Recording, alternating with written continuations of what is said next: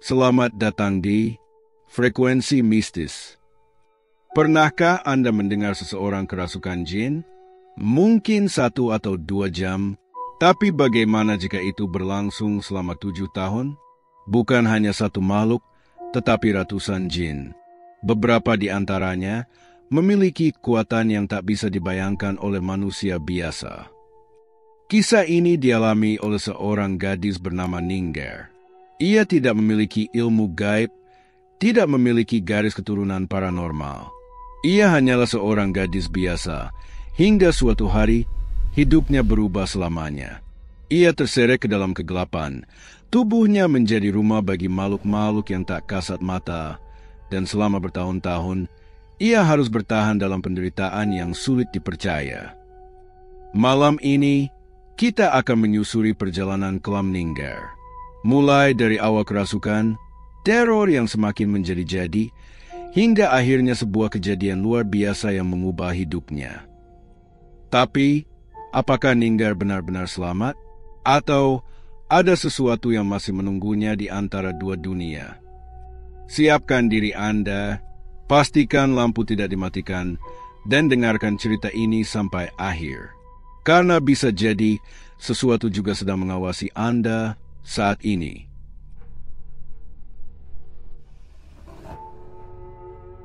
Ninggar hanyalah seorang gadis biasa. Tidak ada yang istimewa darinya. Ia tidak berasal dari keluarga yang memiliki ilmu kebatinan, tidak memiliki garis keturunan paranormal, dan tidak pernah terlibat dalam hal-hal mistis. Tapi siapa sangka, hidupnya berubah dalam sekejap. Ia memasuki dunia yang tidak seharusnya. Hari itu, Ninggar bermain petak umpet bersama teman-temannya. Ia berlari mencari tempat persembunyian terbaik, hingga matanya tertuju pada sebuah pohon sawo tua di sudut lapangan. Batangnya besar, kulitnya retak-retak seperti sudah menua selama ratusan tahun. Entah kenapa, ada sesuatu yang menariknya ke sana. Seperti ada bisikan halus, menyuruhnya bersembunyi di balik batang pohon itu. Sejak saat itu, semuanya berubah. Sepulang bermain, Ninggar tiba-tiba merasa tubuhnya panas dingin. Awalnya ibunya mengira ia hanya demam biasa. Tapi di malam harinya, Ninggar mulai kejang-kejang. Tubuhnya bergetar hebat, bibirnya menggumam kata-kata aneh yang tidak bisa dipahami siapapun. Lalu, ia membuka matanya, dan saat itu juga, semua orang di rumah tersentak ketakutan. Matanya melotot tajam, sorotnya bukan lagi seperti Ninggar. Suaranya berubah menjadi lebih berat, lebih dingin, mengumpat kasar dalam bahasa yang tidak dikenali. Kalian semua tidak pantas berada di sini. Suara serak dan bergema, penuh amarah. Ibunya menjerit, ayahnya mundur beberapa langkah. Ini bukan Ninggar, ada sesuatu yang telah masuk ke dalam tubuhnya. Tanpa pikir panjang, orang tuanya segera membawa Ninggar ke seorang dukun terkenal di kampung mereka. Dalam perjalanan, tubuh Ninggar terus berontak. Ia menjerit, tertawa, menangis, semua dalam waktu bersamaan. Seolah bukan hanya satu makhluk yang merasuki tubuhnya. Malam itu, semua baru saja dimulai. Ninggar telah membuka pintu menuju dunia yang tidak seharusnya ia masuki. Malam itu, dukun yang menangani Ninggar mencoba mengusir makhluk yang merasukinya. Dengan lantunan doa dan mantra, tubuh Ninggar menggeliat kesakitan. Jin yang ada di dalam dirinya mulai berbicara. Suaranya menggema, penuh dendam dan kesedihan. Namaku, Mila. Suara wanita serak seperti menangis. Sosok itu mengaku sebagai arwah seorang wanita yang meninggal bunuh diri dalam keadaan hamil muda. Ia mati dalam penderitaan setelah kekasihnya meninggalkannya. Dan kini, ia menemukan tempat baru, tubuh Ninggar. Aku suka dia polos, aku kasihan padanya, aku ingin menjadikan tubuhnya sebagai rumahku. Dukun terus melawan. Dengan segala kekuatannya, ia mencoba mengusir Mila keluar. Setelah pertarungan yang menegangkan, akhirnya makhluk itu menyerah. Tubuh Ninggar yang semula tegang kini terkulai lemas. Keluarganya menangis lega, mengira semuanya telah berakhir. Tapi mereka salah, ini bukan akhir, ini baru awal dari kengerian yang lebih besar. Setelah malam itu, kejadian kerasukan terus berulang. Namun kali ini, bukan hanya Mila yang datang. Jin-jin lain mulai masuk seperti sedang berebut tubuh Ninggar. Ada jin wanita tua dengan wajah keriput penuh luka. Jin laki-laki dengan sorot mata hitam pekat. Sosok tinggi besar berbulu lebat seperti manusia gua. Bahkan makhluk-makhluk berbentuk, hewan mulai merasukinya. Kucing hitam, ular besar, bahkan burung gagak. Tubuh Ninggar bukan lagi miliknya sendiri. Ia menjadi wadah bagi mereka. Mereka datang silih berganti, dan jumlahnya semakin banyak. Dalam 7 tahun, lebih dari 50 jenis jin pernah masuk ke dalam tubuhnya. Jumlah mereka sudah tak bisa dihitung lagi. Ini rumah kami sekarang. Kau tidak bisa mengusir kami api. Kerasukan yang dialaminya bukan lagi hitungan jam, tapi berhari-hari. Orang tuanya tak bisa berbuat apa-apa selain terus mencari pertolongan. Dari dukun ke dukun, dari kiai ke kiai, dari tabib ke tabib, tapi setiap kali satu jin diusir, yang lain datang mengambil tempatnya. Mereka tidak tahu bahwa yang mereka hadapi bukan sekadar gangguan biasa. Ninggar telah menjadi gerbang bagi dunia lain, dan kini dunia itu enggan melepaskannya. 7 tahun, selama 7 tahun, keluarga Ninggar berjuang untuk menyelamatkan putri mereka. Mereka pergi ke puluhan, bahkan ratusan orang pintar, dukun, kiai, dan tabib dari berbagai daerah. Dari Sumatera hingga Kalimantan, dari Bangka hingga Lampung. Tapi hasilnya selalu sama. Setiap jin yang diusir hanya membuka jalan bagi jin lainnya. Hingga akhirnya, dalam keputusasaan, orang tua Ninggar menyerah. Mereka tidak lagi melihat putri mereka sebagai korban gangguan gaib, tapi sebagai seseorang yang mengalami gangguan kejiwaan. Dengan berat hati, mereka membawa Ninggar ke rumah sakit jiwa. Disinilah segalanya semakin aneh. Dokter yang menangani Ninggar berusaha mencari penyebab dari semua kejadian ini. Mereka percaya Ninggar mengalami psikosis berat, gangguan mental yang menyebabkan halusinasi dan delusi. Tapi ada sesuatu yang tidak bisa dijelaskan dengan logika, sesuatu yang tidak seharusnya terjadi. Ninggar mulai meramalkan kejadian di rumah sakit. Pak, ibu yang ada di ruang sebelah, besok anaknya akan datang, tapi ia akan membawa kabar buruk. Suara Ninggar pelan, seolah berbicara dengan orang tua pasien lain. Dan keesokan harinya, itu benar-benar terjadi. Bukan hanya itu, Ninggar juga bisa melihat makhluk-makhluk halus yang berkeliaran di rumah sakit. Ia tahu kapan ada pasien yang akan kerasukan, dan ia tahu bagaimana mengusir jin dari tubuh orang lain. Tapi anehnya, ia tidak bisa mengusir jin dari tubuhnya sendiri. Jangan tidur di ranjang itu. Ada yang berdiri di ujung tempat tidurmu. Suara Ninggar berbisik, penuh ketakutan. Dokter dan perawat mulai ketakutan. Bagaimana mungkin seorang pasien jiwa bisa mengetahui hal-hal yang tidak terlihat oleh mata manusia biasa? Dan semakin lama Ninggar berada di sana, tubuhnya juga mengalami perubahan yang tidak bisa dijelaskan. Awalnya tubuhnya kurus dan lemah, hanya sekitar 40 kg. Tapi perlahan-lahan, berat badannya naik drastis. Dalam beberapa bulan, ia bertambah hingga 90 kg. Orang-orang mengira ini karena obat yang diberikan, tapi ada sesuatu yang lebih mengerikan. Dia tidak makan banyak, tapi kenapa tubuhnya membesar seperti ini? Suara seorang perawat terdengar cemas. Tubuhnya membengkak, wajahnya berubah. Seolah ada sesuatu yang tumbuh dalam dirinya. Sesuatu yang tidak bisa dilihat, tapi jelas ada di sana. Misteri ini semakin tak terbendung. Apakah Ninggar benar-benar mengalami gangguan mental? Atau ada sesuatu yang jauh lebih gelap yang sedang mengambil alih tubuhnya dan perlahan-lahan mengubahnya menjadi sesuatu yang bukan lagi manusia? Hari itu, sesuatu yang lebih mengerikan terjadi. Setelah bertahun-tahun hidup dalam teror kerasukan, Ninggar mengalami kejadian yang tak pernah dibayangkan oleh siapapun. Ia kerasukan lagi, kali ini berlangsung selama 4 hari berturut-turut.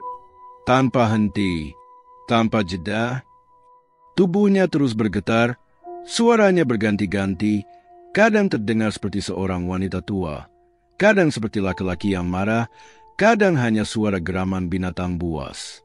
Keluarganya sudah tidak tahu harus berbuat apa lagi. Mereka hanya bisa berdoa, berharap ada keajaiban yang bisa menyelamatkan putri mereka. Dan tiba-tiba, semuanya berhenti. Ninggar diam, tidak bergerak, tidak bernapas. Kedua matanya terpejam, tubuhnya begitu lemah. Orang tuanya panik, memanggil dokter. Setelah pemeriksaan singkat, dokter hanya bisa menggelengkan kepala. "Maaf, anak Anda telah tiada." Suara dokter pelan, penuh ketidakpastian. Ruangan itu dipenuhi kesedihan. Ibunya menjerit, ayahnya terduduk lemas. Setelah bertahun-tahun berjuang, akhirnya Ninggar menyerah. Persiapan pemakaman segera dilakukan. Kain kafan sudah disiapkan, kapur baru sudah ditaburkan. Mereka siap untuk memandikan jasadnya. Namun, sesuatu yang aneh terjadi. Jari-jari kaki Ninggar menekuk. Menurut kepercayaan orang tua dahulu, ini adalah tanda bahwa seseorang belum benar-benar meninggal. Tapi, dokter sudah memastikan bahwa jantungnya berhenti berdetak. Setengah jam setelah dinyatakan meninggal, Ninggar membuka matanya. Ia mengerjap, menatap sekeliling, dan dengan suara yang lemah, ia berbisik, "Air, aku haus." Semua orang terpana. Ninggar hidup kembali. Tapi apa yang sebenarnya terjadi? Kemana ia pergi selama setengah jam itu? Ketika akhirnya ia bisa berbicara, Ninggar mengungkapkan sesuatu yang mengejutkan semua orang. Ia bercerita bahwa saat mati, ia melihat seorang kakek berpakaian putih datang menjemputnya. Kakek itu menggandeng tangannya, dan dalam sekejap mereka melayang meninggalkan dunia ini. Aku merasa ringan seperti terbang. Api, ia dibawa ke suatu tempat yang tak bisa dijelaskan dengan kata-kata. Ia melihat taman yang begitu luas, dipenuhi bunga-bunga yang belum pernah ia lihat sebelumnya. Warna-warnanya begitu cerah dan udaranya begitu sejuk. Ia tidak merasa takut, tidak merasa sedih, hanya ketenangan yang luar biasa. Aku melihat mereka tersenyum kepadaku. Di taman itu, Ninggar bertemu dengan orang-orang yang sudah lama meninggal. Mereka hanya menatapnya, tersenyum, tanpa mengucapkan sepatah kata pun. Ada yang ia kenali, ada yang tidak. Tapi sebelum ia sempat melangkah lebih jauh, seseorang menghadangnya. Sosok itu tinggi, besar, dengan sorot mata tajam. "Waktumu belum tiba, kembalilah ke dunia." Ninggar terkejut, dan dalam sekejap, kakeknya menggandeng tangannya kembali, membawanya menjauh dari tempat itu. Lalu semuanya menjadi gelap. Saat ia membuka matanya, ia sudah kembali ke dunia. Kakeknya berjanji bahwa ia akan selalu mendampinginya, melindunginya dari sesuatu yang masih mengintainya. Ninggar kembali, tapi apakah ini benar-benar sebuah keajaiban? Atau ada alasan lain mengapa ia dikembalikan ke dunia? Setelah bertahun-tahun mengalami kerasukan, setelah melalui berbagai upaya pengobatan, setelah mati suri dan melihat dunia lain, Ninggar akhirnya kembali. Tapi ada sesuatu yang berbeda. Sejak saat itu, tubuhnya tidak lagi menjadi wadah bagi makhluk-makhluk tak kasat mata. Untuk pertama kalinya dalam 7 tahun, Ninggar bebas. Tapi anehnya, Meskipun ia tidak lagi kerasukan, Ninggar merasakan sesuatu yang berbeda dalam dirinya. Ia bisa melihat, bisa merasakan, bisa mengenali keberadaan makhluk halus di sekelilingnya. Dunia yang selama ini tersembunyi, kini terlihat jelas di depan matanya. Aku tidak kerasukan lagi, tapi aku bisa melihat mereka dimanapun. Suara Ninggar pelan, penuh kebingungan. Tidak hanya itu, Ninggar juga mulai memiliki kemampuan yang tidak bisa dijelaskan dengan logika. Ia bisa menyembuhkan orang lain, bahkan tanpa menyentuh mereka. Pernah suatu hari, ada sepasang suami istri yang telah 7 tahun tidak memiliki anak. Dengan hanya segelas air putih, Ninggar berdoa, dan beberapa bulan kemudian, wanita itu mengandung. Orang-orang mulai datang kepadanya, meminta pertolongan, menawarkan imbalan, uang, emas, harta benda, tapi Ninggar menolak semuanya. Ini bukan milikku, ini bukan untuk dijual, ini adalah anugerah dari Tuhan. Ia percaya bahwa kemampuan ini bukan sesuatu yang bisa diperjualbelikan. Ini adalah ujian dan harus digunakan untuk membantu, bukan untuk mencari keuntungan. Namun sebelum benar-benar bebas, Ninggar merasakan ada 3 jin terakhir yang masih berdiam di tubuhnya. Mereka belum pergi, belum benar-benar meninggalkan dirinya. Dan mereka adalah yang terkuat di antara semua yang pernah merasukinya. Aku bisa merasakan mereka, mereka masih ada di sini. Yang pertama, Jin Suster Zajat, sosok wanita berpakaian perawat dengan tubuh yang tidak sempurna. Wajahnya rusak, tubuhnya pincang. Ia selalu muncul dalam mimpi, berjalan tari-tati di lorong panjang yang gelap. Yang kedua, Mechadin, jin laki-laki bertubuh besar, berselimut kabut hitam. Setiap kali ia muncul, Ninggar merasakan hawa panas yang menyesakkan.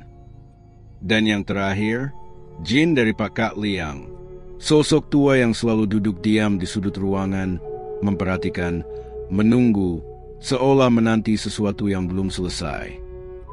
Dia tidak berbicara, hanya menatap, seolah menunggu aku membuat kesalahan. Namun akhirnya, satu persatu mereka pergi. Ninggar tidak tahu pasti kapan, tidak tahu pasti bagaimana, tapi perlahan, tubuhnya terasa ringan. Tidak ada lagi suara di kepalanya, tidak ada lagi bayangan yang mengikuti langkahnya. Setelah semuanya berlalu, Ninggar mulai memahami sesuatu yang selama ini ia abaikan. Ia menyadari bahwa semua ini terjadi karena kesalahannya sendiri. Ia dulu tidak pernah sholat, tidak pernah beribadah, dan itu yang membuatnya menjadi begitu lemah, mudah dirasuki, dan dijadikan tempat tinggal oleh jin-jin yang tak terhitung jumlahnya. Dulu aku mengabaikan itu dan lihat apa yang terjadi padaku. Kini, ia berpesan kepada siapapun yang mendengar kisahnya agar tidak mengulangi kesalahannya. Jangan pernah meninggalkan ibadah, karena semakin lemah keyakinan seseorang, semakin mudah ia diganggu oleh makhluk-makhluk yang mengintai di kegelapan. Ninggar telah selamat, tapi apakah semua orang bisa seberuntung dia? Setelah bertahun-tahun berjuang, setelah melalui penderitaan yang tak terbayangkan, Ninggar akhirnya bisa menjalani hidupnya dengan tenang. Tidak ada lagi jeritan tengah malam, tidak ada lagi bayangan yang mengintainya, tidak ada lagi bisikan yang menghantui pikirannya. Kini, Ninggar memilih untuk menjalani hidupnya dengan lebih religius. Ia tidak lagi ingin tahu tentang dunia mistis, tidak lagi peduli dengan jin-jin yang pernah menguasai tubuhnya. Ia hanya ingin hidup seperti manusia biasa, menjalani hari-hari dengan damai, tanpa ketakutan. Aku tidak ingin kembali ke sana. Aku tidak akan pernah kembali ke sana. Suara Ninggar pelan, penuh kepastian. Namun, dari semua yang telah ia alami, ada satu hal yang tidak bisa ia lupakan, bahwa gangguan makhluk halus bisa terjadi pada siapa saja. Siapapun, kapanpun, dimanapun. Terutama bagi mereka yang lemah secara spiritual.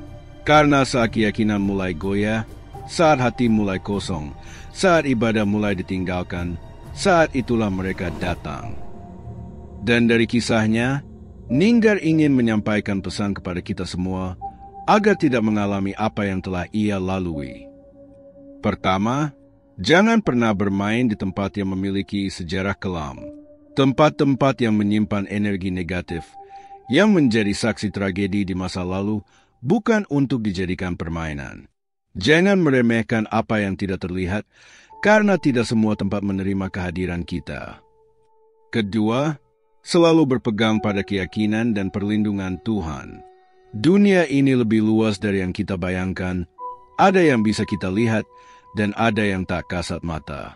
Jangan pernah merasa kebal, karena bahkan orang terkuat sekalipun bisa jatuh jika keimanannya melemah. Aku dulu mengabaikan ini, dan lihat apa yang terjadi padaku. Suara Ninggar penuh penyesalan. Dan yang terakhir, jangan pernah tergoda dengan hal-hal mistis, karena sekali masuk, tidak mudah keluar. Ninggar telah keluar dari kegelapan. Tapi bagaimana dengan yang lain? Bagaimana dengan mereka yang masih tersesat di antara dua dunia yang tidak bisa kembali? Apakah Anda percaya bahwa kerasukan bisa terjadi selama bertahun-tahun? Kisah Ninggar adalah bukti bahwa dunia ini lebih luas dari yang kita bayangkan. Ada sesuatu di luar sana, sesuatu yang tak bisa dijelaskan dengan logika, sesuatu yang mungkin sedang mengawasi kita saat ini. Frekuensi mistis tidak hanya menyajikan kisah-kisah kelam dari masa lalu, tapi juga ingin menjadi penghubung antara kita dengan mereka yang pernah mengalami hal serupa. Jika Anda memiliki pengalaman mistis, jika Anda pernah melihat, mendengar, atau mengalami sesuatu yang tidak bisa dijelaskan, kirimkan kisah Anda ke frekuensimistis@gmail.com. Siapa tahu, cerita Anda akan kami angkat di episode berikutnya. Terima kasih telah mendengarkan Frekuensi Mistis. Jangan lupa like, subscribe, dan aktifkan lonceng notifikasi agar Anda tidak ketinggalan kisah-kisah seram lainnya. Sampai jumpa di episode berikutnya. Dan ingat, dunia ini lebih misterius dari yang kita kira.